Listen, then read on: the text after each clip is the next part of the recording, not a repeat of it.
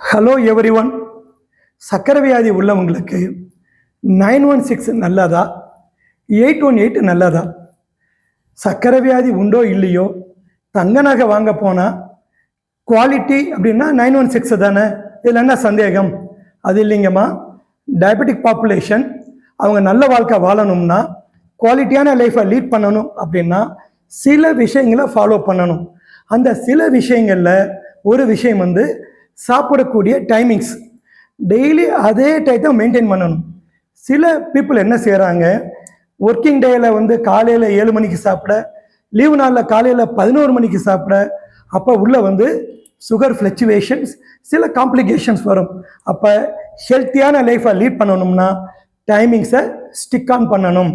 அப்போ காலை உணவு, மதிய உணவு, இரவு உணவு 9-1-6 அந்த டைமா, அல்லது 9-1-7 அந்த டைமா, இல்லை 9-1-8, 9-1-9, இல்லை காலை 8, மதியம் 1, இரவு 8, இந்த எந்த டைம் ஃபாலோ பண்ணால் நல்லது?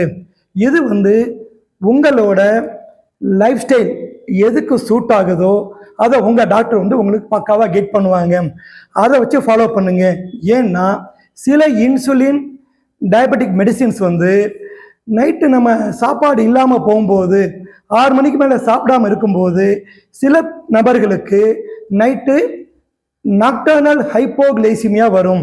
அப்போ அதெல்லாம் வராமல் தடுக்கணும் அப்படின்னா உங்கள் நேச்சர் ஆஃப் ஒர்க்கு, உங்கள் லைஃப் ஸ்டைலு இதெல்லாம் பார்த்து உங்கள் டாக்டர் சொல்லுவாங்க.